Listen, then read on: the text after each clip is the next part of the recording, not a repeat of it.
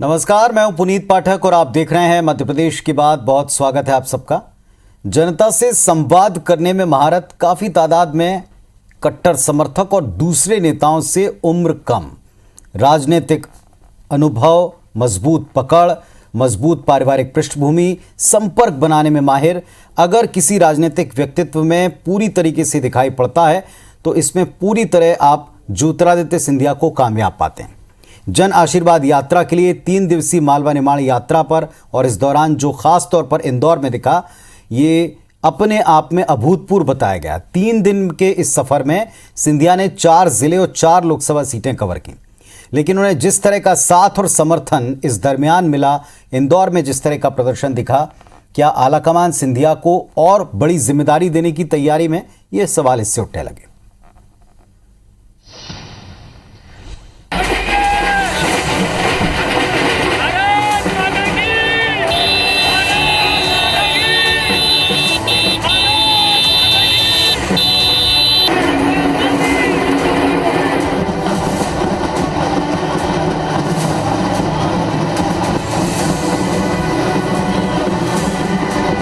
ये तस्वीरें इंदौर की हैं, जहां आशीर्वाद यात्रा के दौरान बीजेपी सांसद ज्योतिरादित्य सिंधिया का जबरदस्त स्वागत किया गया।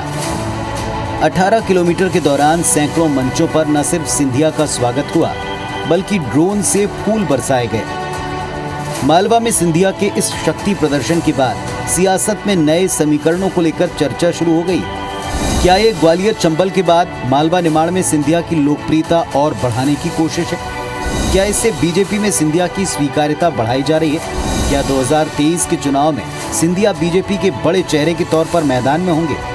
सवाल ये भी, क्या पिछले चुनाव में मालवा निमाड़ में शिकस्त खाने वाली बीजेपी सिंधिया के जरिए अपना जनाधार बढ़ा रही है? वैसे सत्ता और संगठन में सिंधिया समर्थकों को जिस तरह से जगह दी गई, उससे इतना तो समझा ही जा सकता है कि बीजेपी सिंधिया को बड़ी जिम्मेदारी के लिए तैयार कर रही है। वैसे खुद ज्योतिरादित्य सिंधिया इस बात से इनकार करते हैं। मेरी कभी राजनीतिक अभिलाषा नहीं, ना रही, ना थी, ना आज है, ना कभी है।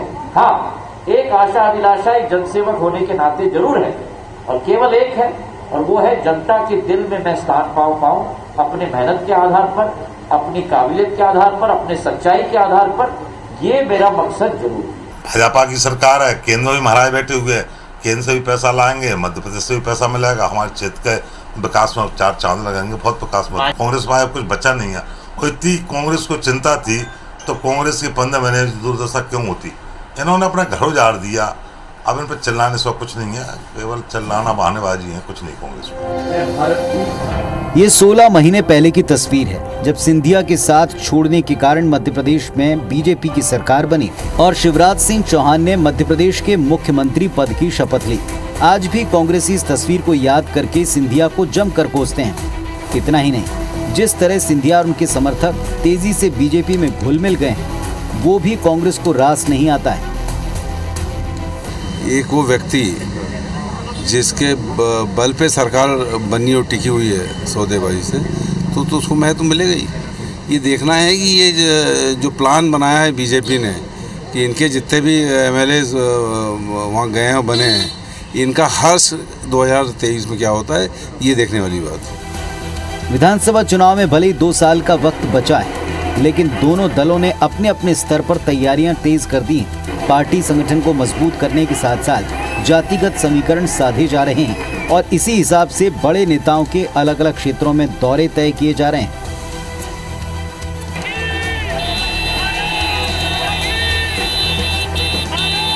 इंदौर में दीपक यादव के साथ नवीन सिंह, IBC 24 भोपाल।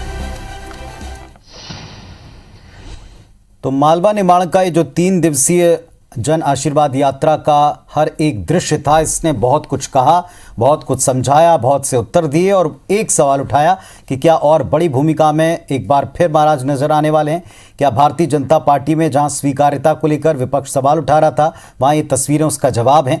क्या इसके बाद में जो 2 अलग अलग गुट बताए जाते थे, क्या वो जेल करके अब पार्टी को एकजुट और एक ताकत दिखाने का प्रयास कर रहे हैं? हमारे साथ में इस विषय पर बातचीत करने के लिए दोनों पक्षों से बहुत ही सबल नेता हैं, सक्षम नेता हैं, हर एक सवाल का जवाब देने के लिए संजय यादव साहब, कांग्रेस पार्टी के विधायक और पंकज चतुर्वेदी जी, भारतीय जनता पार्टी की तरफ से प्रवक्ता। आप दोनों को नमस्कार, बहुत स्वागत है आपका इस मंच पर। पंकज जी, जिस तरीके से ज्योतिरादित्य सिंधिया जी ने एक प्रेस कॉन्फ्रेंस करके उन सारे सवालों का जवाब देने की कोशिश इंदौर में की जो उनके ऊपर आरोप के तौर पर या कटाक्ष के तौर पर, या कई बार हमने देखा है कि जब भी वो कोई काम करते हैं तो उनसे वही सवाल बार बार पूछे जाते हैं, चाहे परिवार की भूमिका हो, उनकी भूमिका हो, या बीजेपी में आने के बाद से लेकर अब तक के जुड़े सवाल। और अब ये जो जन आशीर्वाद यात्रा का दृश्य है ये भी सबके सामने। क्या इस यात्रा का मकसद आपको पूरी तरह कामयाब लगता है? और एक सवाल उठ रहा है कि क्या प्रदेश में उनकी भूमिका और बड़ी होने वाली है बीजेपी में?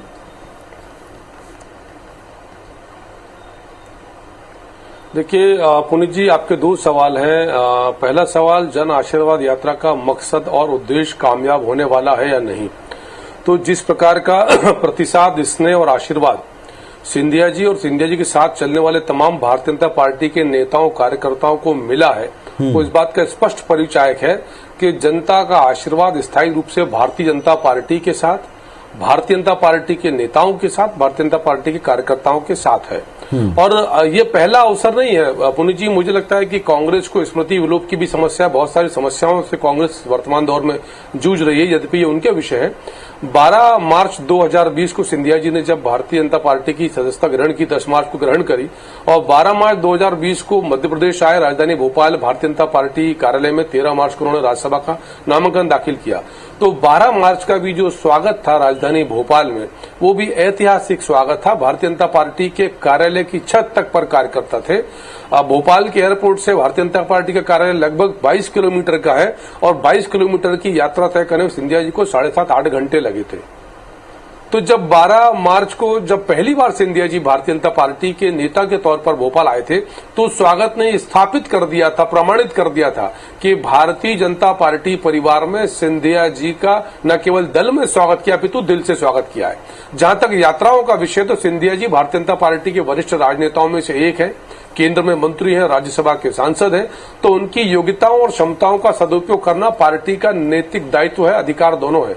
तो राष्ट्र उत्थान, राष्ट्र विकास, जन उत्थान, जन कल्याण के विषयों पर जहां जहां सिंधिया जी की या बाकी राजनेताओं की यदि भूमिका की आवश्यकता होगी, और इसीलिए कार्यक्रम केंद्रीय कार्यालय ने जारी किया।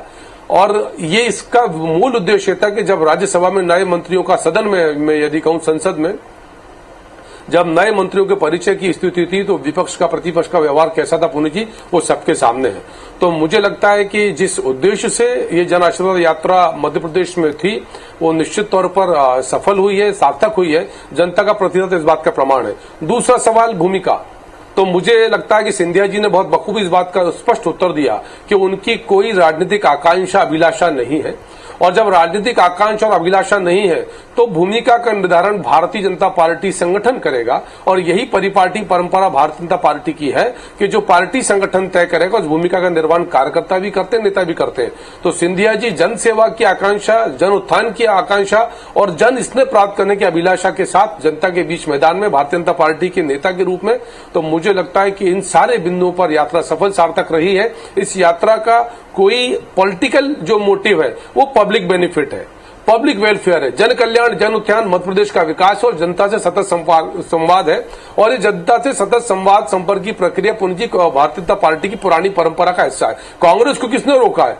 पर इनके नेताओं में ना तो नैतिक साहस बचा है, ना राजनीतिक बल बचा है कि ऐसी यात्राएं ये आयोजित कर सके, क्योंकि इनके पास जनता को मुंह दिखाने का स्थान नहीं है। इसीलिए कहां रहते हैं, ट्विटर को लेकर चिंता करते हैं कि राहुल जी का ट्विटर अकाउंट किसने बंद कर दिया, क्यों बंद कर दिया। ऐसे आपके स्टूडियो में मिलेंगे, और अधिकतम हुआ तो पत्रकार वार्ता मिलेंगे। सड़क पर दिखा दें कांग्रेस के नेता कौन सी उनकी यात्रा है, क्योंकि इनको पता है कि जनता के बीच जाएंगे तो ठुकराए जाएंगे। इसलिए बेहतर है कि बंद मुट्ठी इज्जत बनी रहती, पब्लिक के बीच जाते नहीं ये लोग। चलिए संजय यादव साहब, दो सवाल कांग्रेस पार्टी के लिए भी हैं। कांग्रेस पार्टी के नेताओं ने जब से आशीर्वाद यात्रा का पूरा कार्यक्रम आया था, तब से कहना शुरू किया, जाएं तो जनता के बीच पता चलेगा। अब ये यात्रा भी सामने है, इंदौर की तस्वीरें भी सामने हैं, भूमिका को लेकर सवाल उठाए, उस पर भी खुलकर सिंधिया जी ने जवाब दिया। इस मंच पर भी पंकज जी ने जो कुछ कहा आपने सुना। क्या कांग्रेस में जाना और सिंधिया समर्थकों का अच्छी तरह से जेल हो जाना, पार्टी में उनका ये मान सम्मान, क्या ये पच नहीं रहा कांग्रेस पार्टी को, जो कह रही है भारतीय जनता पार्टी? कितना सच है? देखिए, पहली बात तो ये है कि सिंधिया जी जब कांग्रेस छोड़कर भारतीय जनता पार्टी में आए थे तो माननीय शिवराज जी ने कहा था एक हमें विभीषण की जरूरत है, और मुझे आज लग रहा है कि कहीं सिंधिया जी भारतीय जनता पार्टी के लिए शिवराज जी के लिए भस्मासुर न बन जाए। और आप देखिए ये जो जन आशीर्वाद यात्रा थी, ये क्षमा यात्रा होना थी, और जन आशीर्वाद में जनता का आशीर्वाद नहीं था, भारतीय जनता पार्टी का वो, क्योंकि जब एक परिवार में विघटन हो जाता है और परिवार का बंटवारा हो जाता है तो वो परिवार कमजोर पड़ जाता है। और सिंधिया जी जब से भारतीय जनता पार्टी में आए हैं तब से भारतीय जनता पार्टी में बंटवारे की बात करने लगी। आज पंकज चतुर्वेदी जी अगर प्रवक्ता बने हैं तो ये लिखते हो आपके सिंधिया के गुट से प्रवक्ता बने हैं, तो वो परंपरा भारतीय जनता पार्टी में जो अनुशासित पार्टी कहलाती थी, जो कैडर बेस्ड पार्टी कहलाती थी, वो इंदौर की सभा में तार तार होती दिखी। जो हमारी परंपरा है कि हम धार्मिक आस्था में फूल वर्षा करते हैं, लेकिन ये इंदौर में जो प्रदर्शन किया गया ये जनता का प्रदर्शन नहीं था, ये पैसों की होली किस तरह से फटाके फूट रहे हैं। और एक तरफ आपको तीसरी लहर की आशंका रहते हुए हमारे जन्माष्टमी के जुलूस नहीं निकालने दे रहे, आप हमें गणेश उत्सव नहीं मनाने दे रहे, आम जनता को आप मिट्टी में 200 लोगों से ज्यादा नहीं जाने दे रहे, शादियों में 100 से ज्यादा की शादी नहीं होने दे रहे, लेकिन किस तरह से फूल बरसाए जा रहे हैं साहब, किस तरह से, क्यों? क्योंकि बंटवारे हिस्सा बांटी की बात आ गई। अब भारतीय जनता पार्टी के कार्यकर्ता को यह लग रहा कि सिंधिया के गुट में शामिल हो जाओ तो कुछ ना कुछ पंजीरी हमें भी मिल जाएगी। पहले भारतीय जनता पार्टी एक अनुशासित पार्टी कहलाती थी, उस पार्टी में जो पद होता था वो पद एक सीमित लोगों को दिया जाता था। अभी संगठन में जो पद दिए गए, सिंधिया जी के गुट को एडजस्ट करने के लिए किस तरह से रेवड़ियां बांटी गई, आपने देखा कि इतने प्रवक्ता कभी नहीं बनते रहे, पहली बार इतने प्रवक्ता बनाए गए क्योंकि बंटवारा हो चुका है। अब हिस्सा बांटी का इनमें झगड़ा चल रहा। निश्चित रूप से सिंधिया जी ने जब भारतीय जनता पार्टी ज्वाइन की थी ये कह के मैं कांग्रेस में सेवा नहीं कर पा रहा हूं, कल आपने देखा किस तरह से हमारी बहनें किस तरह से सड़कों पे थी, जो शिक्षिकाएं राखी लेकर गई थी, लेकिन किस तरह से उनको सरकार ने दुर्व्यवहार किया, किस तरह से अन्याय किया। क्या सिंधिया जी को उनकी सुध नहीं आई? आशीर्वाद यात्रा छोड़ के वहां नहीं आ सकते रहे?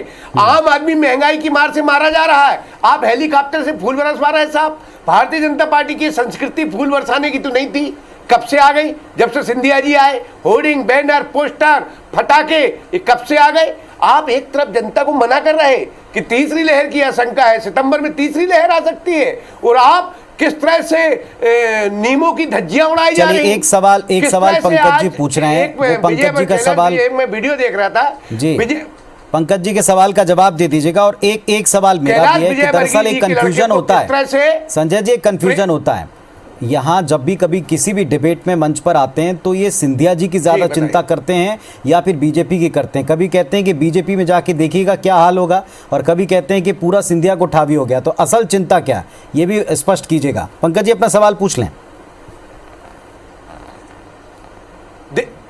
देखो चिंता तो भाजपा को होनी चाहिए, सारे प्रवक्ता कितने प्रवक्ता संजय जी बताएंगे जरा, बीजेपी में कितने प्रवक्ता बने पार्टी के लिए? संजय जी प्रवक्ताओं की संख्या तो बताइए कितने बने? श्रीमंत थे महाराज संजय जी, आज क्या हाल होगा? संजय जी कितने प्रवक्ता बने बीजेपी में? चौखट आज संजय जी जिस चीज में सिंधिया जी ने कितने प्रवक्ता, जिस प्रकार संजय जी प्रवक्ताओं की संख्या तो बता दीजिए। सिंधिया जी ने, अरे संजय जी प्रवक्ताओं की संख्या बता दीजिए बीजेपी की। संजय जी ये आपको मालूम है ना, पहले तो आपको बताइए संख्या बता दीजिए बस एक बार। 10 से 15 से 20 बने मेरे को लगता है। आप 10 से 15 में अखबारों में पढ़ रहा था, ये तो आपको मालूम होगा कितने बने हैं। अभी संगठन में कितने लोगों को स्थान दिया गया आपने? पहले कभी इतना दिया जाता था भारतीय जनता पार्टी में, और एक तरफ लोग गरीबी से मारे जा रहे, शिक्षिकाओं सड़क पे, जिसके लिए सिंधिया जी ने कांग्रेस छोड़ी थी कि मैं सेवा नहीं कर पा रहा हूँ। कल महिलाएं सड़क पे थी, सिंधिया फूल बरसवा रहे। ये किस तरह से मध्य प्रदेश में हो रहा साहब? बताओ, फूल बरसाए जा रहे, पटाखे फोड़े जा रहे, खुशियां मनाई जा रही। खुशियां उस बात की जो उत्तर दें पंकज जी, उत्तर उस बात की जो महंगाई की मार से मारे जा रहे, खुशी उस बात की सिंधिया जी मना रहे हैं। मैं संजय जी को ये याद दिलाना चाह रहा हूँ कि मुझे दो कहावत याद आ रही है। छाती पर सांप लौटना, खुशी मना रहे जी, दो कहावत मुझे कांग्रेस के वक्तव्य को देखकर याद आ रही है। छाती पर सांप लौटना और जनता का राख होना, वैसी स्थिति कांग्रेस पार्टी के हमारे भारतीय जनता पार्टी की। मेरा उत्तर सुन ले संजय जी, जो भारतीय जनता पार्टी का पहचान थी, संजय जी उत्तर सुन ले मेरा, उसके संजय जी उत्तर सुन ले मेरा। चलिए दोनों पक्षों के लिए एक सवाल है, दोनों पक्षों के लिए एक सवाल है, और पंकज जी आपका उत्तर आप अपना उत्तर भी दे लें। आप अपना संजय उत्तर जी, भी दे लें, तो पहले लीजिए उत्तर दे लें, छोटा सा ब्रेक लूंगा और दोनों पक्षों के लिए एक देखिए, सवाल है। मैं- संजय जी ने भी एक सवाल पूछा, आप जरूर उत्तर दीजिएगा पंकज जी, कि ये जो कल प्रदर्शन था इस पर कोविड प्रोटोकॉल था, आज जो प्रदर्शन या आज जिस तरह का ताकत का प्रदर्शन या सामर्थ्य का प्रदर्शन था, इसमें प्रोटोकॉल कहाँ गया, इसमें क्यों उस चीज की याद नहीं आई? वो बार बार सवाल पूछ रहे हैं, उत्तर दीजिएगा। और दूसरा जो संजय जी आपने पूछा, पंकज जी उत्तर दे दें इसका। देखिए, मैं सिर्फ ये कह रहा था कि इस बार कांग्रेस का वक्तव्य देख के मुझे एक कहावत याद आती है, जल भुनकर राख होना, छाती पर सांप लौटना। लगभग वही स्थिति कांग्रेस पार्टी की समय स्टूडियो में है। ये जिन मुद्दों की, जिन बिंदुओं की बात कर रहे हैं, गुटबाजी भारतीय जनता पार्टी में नहीं, आप कोविड वाला जवाब दो कि संजय जी, कोविड की नियमों का 200 पालन प्रवक्ता क्या जनता के लिए आपकी क्या करना? कांग्रेस पार्टी में, और मैं सिंधिया दे रहा जी के लिए नहीं करना है, हूँ, मैं पंकज दे रहा हूँ, जी। जवाब सुन लीजिए। चलिए मैं एक ब्रेक ले लूं। पंकज जी, कितने प्रवक्ता है? पंकज जी, मैं एक आशीर्वाद यात्रा पर जितने सवाल और जितने जवाब उस यात्रा से मिले, इस पर हम आज चर्चा कर रहे हैं। संजय यादव साहब, पंकज चतुर्वेदी जी मौजूद हैं। पंकज जी उत्तर दीजिएगा। संजय जी बार बार याद दिला रहे हैं कि प्रदर्शन हो, अपने हक की मांग हो, कोविड प्रोटोकॉल की बात कहते हुए तमाम प्रशासनिक अमला नजर आता था, लेकिन आज जो कुछ है और जिस तरह का प्रदर्शन है, चाहे सामर्थ्य का हो, चाहे एकता का हो, चाहे आशीर्वाद का हो, फिर इसमें वो प्रोटोकॉल्स कहां गए? वो बार बार सवाल उठा रहे हैं। देखिए, मुझे लगता है कि कांग्रेस पार्टी का एक अंतर्राष्ट्रीय, अंतर्देशीय, अंतर्राज्यीय स्तर पर एक ही अभियान है कि भारतीय जनता पार्टी के आयोजन नेताओं को क्रिटिसाइज करना, और मुझे उस पर आपत्ति भी नहीं, उनका अधिकार है और ये उनकी दशा दिशा दोनों को निर्धारित कर रहा है। संजय जी ने स्वयं कहा कि 100 लोगों की अनुमति, तो ये जो भी आम आदमी का आप ऐलान कर रहे हैं पंकज जी। एक बिंदु पर 100 से अधिक लोग उपस्थित नहीं थे। मेरा उत्तर तो सुन ले संजय जी, उत्तर तो सुन लीजिए, फिर मैं आपको बीचों बाधित नहीं करता, बीचों बोलते संजय जी।